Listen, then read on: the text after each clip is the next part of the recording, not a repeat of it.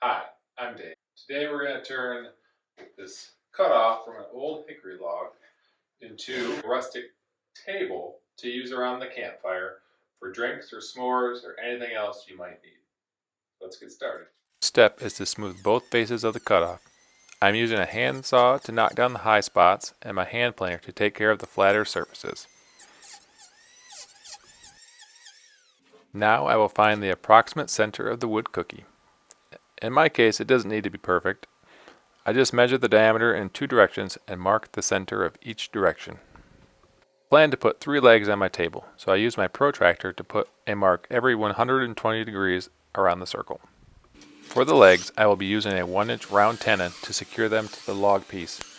To make them 1-inch mortise, I will be using my Miles Craft portable drill guide and a Forstner bit. I have secured my drill guide to a piece of plywood and attach it to the tabletop using decking screws. Once the angle has been set using the drill guide, I will finish drilling to full depth freehand. Okay, so I got my 3 holes drilled for the legs. They're angled out at about a 15-degree angle, maybe 10, hopefully 15. The next step is going to be to make my legs, and for that I'm going to use this board right here. I'm going to trim it to 16 inches for the length, and then rip it into 1.25-inch squares.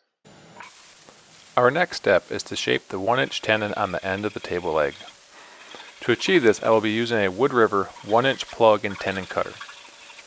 I find that when using these tenon cutters with a hand drill on a flat surface, the bits can catch and pull the bit wildly off course. So to aid in an accurate cut and for safety reasons, I cut a chamfer on the top of each leg, leaving a 3/4-inch square to help guide the tenon cutter when it first starts cutting. Once that is complete, I trim off the extra wood to fully expose the tenons.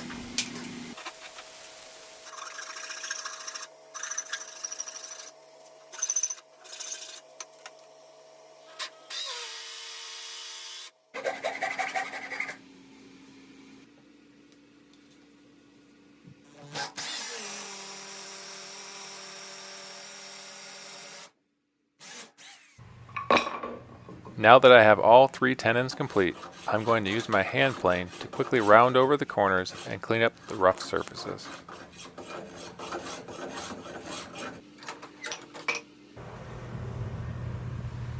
Now it's time to hammer them in. It's a pretty snug fit, but I recommend some wood glue to keep them extra secure.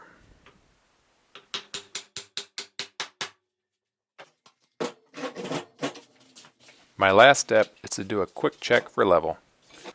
This one seems to be leaning about a half a bubble off. I will give one leg a quick trim and we are good to go.